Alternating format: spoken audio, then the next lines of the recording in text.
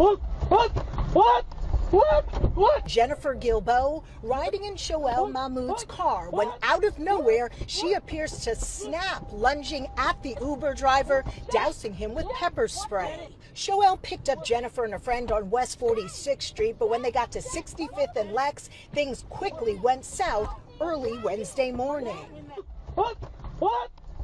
Shoel insists he hadn't said a word to the ladies. The other passenger appears just as stunned. Done what? Repeatedly asking her friend why she was doing this. Jennifer would only say, Get him out. Get him out. In the first few seconds, Shoel tells me he tried to get out, but his seatbelt was on. Police did arrest Jennifer. She's charged with assault and now has a lawyer who at this point is not commenting. Justice has been served. Outside is only dangerous because of men, which is true. Statistically, violence, men. But that isn't true. Let's get to the root cause of things.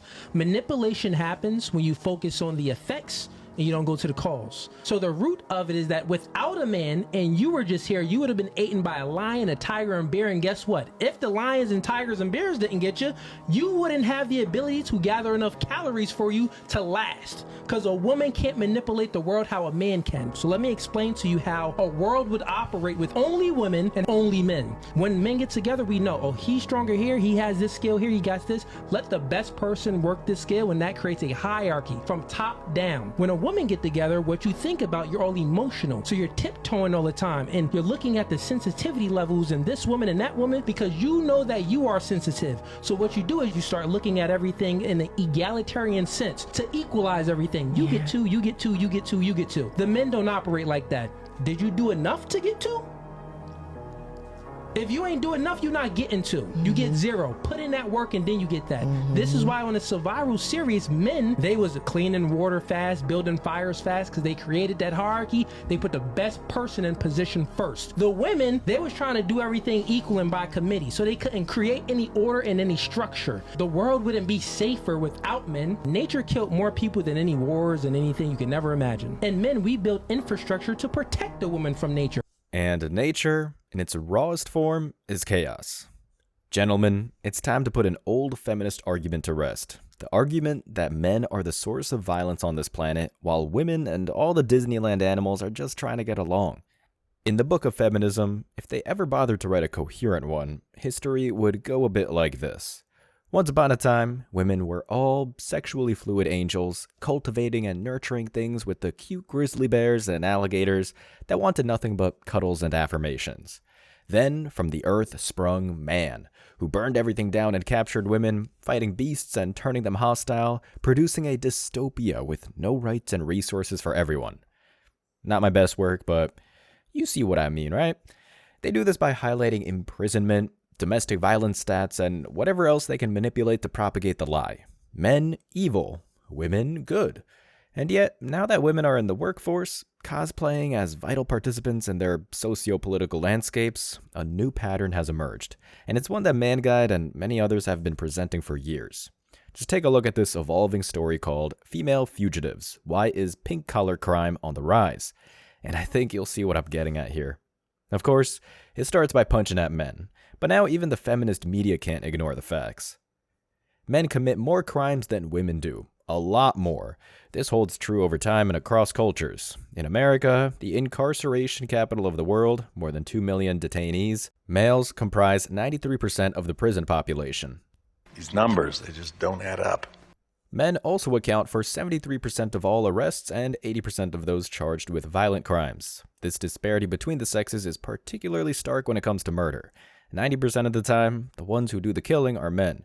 All these numbers add up to what criminologists call the gender gap. But Here we go. read enough academic journals and government crime reports and some curious facts emerge. While crime rates in the Western world have steadily declined over the past 3 decades, the number of young women being convicted for violent crimes in some Western countries has increased significantly. Law enforcement records indicate the opposite is true for their male counterparts. In other words, the gender gap is closing. Why? In some UK cities, the number of female arrests increased by 50% from 2015 to 2016. That's more than a blip. A 2017 report by the Institute for Criminal Policy Research at Birkbeck, University of London, came up with this sobering data point. The global female prison population has surged by more than half since the turn of the century, while the male prison population increased by just a fifth over that same period. Women and girls may account for only 7% of all incarcerated people today, but their numbers are now growing at a much faster rate than at any time in recorded history. Well, would you look at that? Turns out that when women are thrown into the lion's den that men have scrapped in for centuries, suddenly the demands and the pressure that comes with them make them not just as reckless, but more than we ever were. If male crime rates spiked like this over such a short period of time, the global media frenzy would be all over it. Titles like The Disease of Masculinity or Why Women Are Needed More Than Ever would be in circulation for weeks. Now, part of that just has to do with the potential men have when they put effort into something. But the real reason we don't hear about these stats is that women continue to be coddled as if they still don the apron and make pancakes in the morning. Much of Western society still sees the innocence of the kinds of chicks people would see in the 1920s. But we're not dealing with flapper girls and risque ankle photos anymore. The women of today don't even resemble what they continue to pretend to be in the public eye. Hi, ma'am. Do you have stuff in your coat right now? Employees said they saw you stuff from your basket into your jacket. No, I just put all my stuff back because I was supposed to meet my other half here and he never showed up. I just tried calling him, actually. Okay, so if we search your jacket, we're not going to find any items. I'll give you an opportunity right now to take everything out. But it's going to be your one and only opportunity. Okay, fine. I have a hat and gloves. All right, there we go. It's just cold outside. I don't have any money and I just want a hat and gloves. You don't have hat or gloves? I'll buy these for her. Thank you. Are you serious? Thank you. But don't do this, okay? I know it's tough, but there's other ways. Call us for help, all right?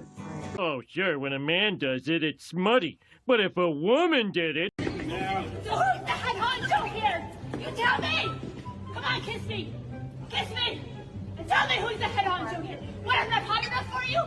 I'm not hot enough? I'm not sexy enough? Understand you? Tell me I'm fucking hot! Tell me I'm fucking sexy! Tell me! Tell me! Tell me! Something is wrong with you! And at the moment, nobody seems to be doing anything about it.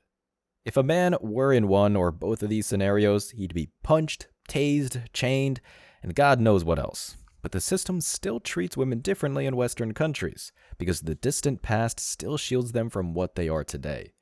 Even in the financial sector, many use euphemisms to describe female crime, no matter how egregious it happens to be. Another analysis explains this by saying, most people don't realize it, but they probably are neighbors, co-workers, friends, or acquaintances with either a pink-collar criminal or someone who has been embezzled by a pink-collar criminal.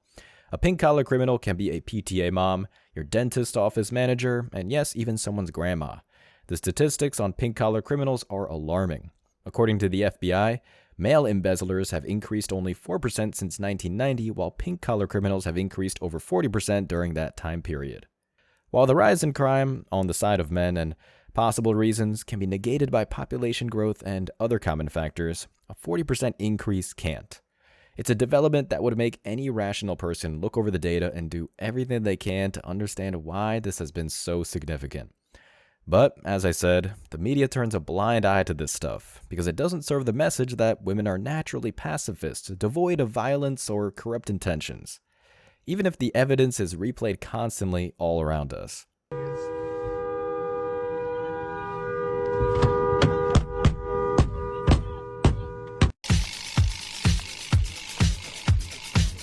Anybody else realize that children born in 2023 potentially live to see the year 3000? Yeah, college-educated women. The future's safe. Currently, the narrative promotes the idea that men are lying in a big puddle of their own filth with a weapon in their hands. Forget the oil rigs, the welding teams, the massive construction projects, nuclear plants, and everything else. Nope. Apparently, women are coming out in force, picking up corporate gigs at their feet with a stellar education that warrants an annual raise men could only dream of. Well, this ties into the pink-collar thing. How are women using this newfound opportunity that they never actually earned?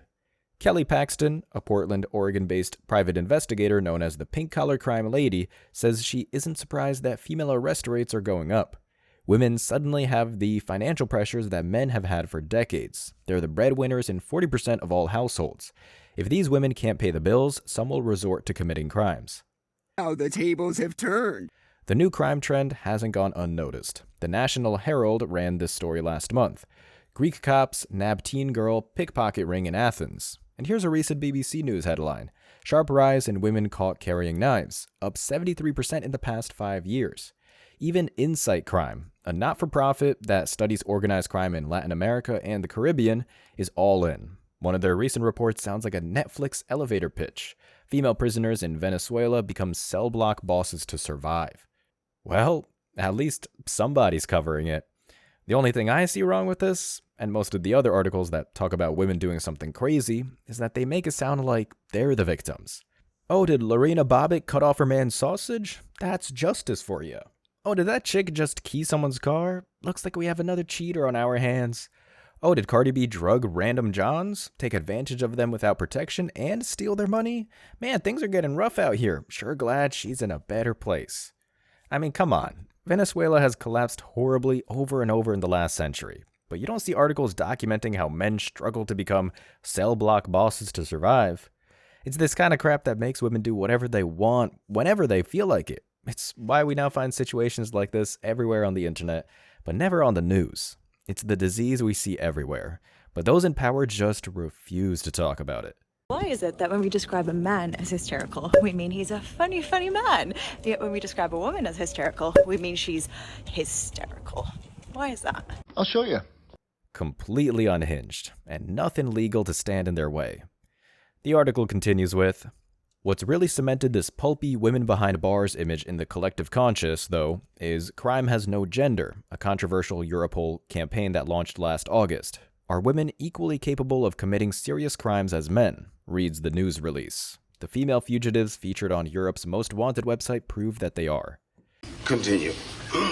To show that women can be vicious sociopaths too, Europol asked 21 of the 28 EU member countries to select a single fugitive for their campaign. The methodology may have been flawed and the sample size small, but the gimmick worked. The bad girls theme was reflected in the head count. 18 females, 3 males.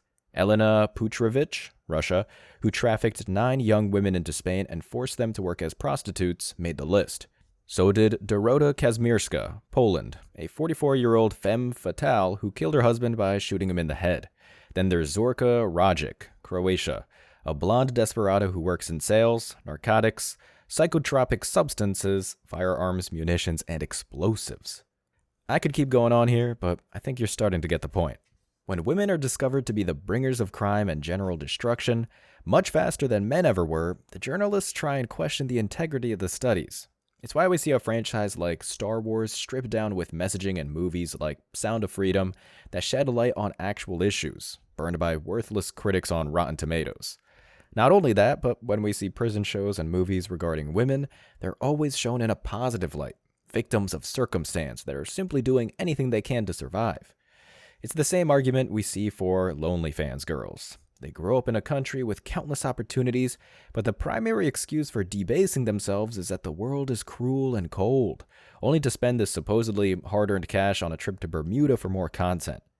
Additionally, if we were to include the actions that should be crimes, child support claims, alimony, perjury, and more, the female crime rate would be astronomically higher than anything we've seen from men. But that doesn't happen, so we see this. My wife informed me that she wants a divorce, and I left just to keep the peace. Keep the peace, and I'm still here. The locks, I went back the next day and the locks were changed. And I've been on the streets for about 30 years. And the reason why I become homeless is me and my wife got a crucial divorce. Bad marriage, a broken heart and hit the streets. And my wife getting a divorce. Family, 1 minute they want you to stay. A week go by, time to leave again. So it's just very difficult. Well, I went through a bad divorce, lost everything I had, and moved out here to start over. went to the doctors, and doctors took me out of work because I got rheumatoid arthritis and my liver's failing. Lost my house, my kids, my car to a violent relationship. A broken marriage. Relationship. Yeah. Lost it. I have emotional issues I couldn't deal with. Car broke down. Ran into the wrong people at the wrong time. Got robbed. Lost pretty much everything. Divorce. Then I rented a room.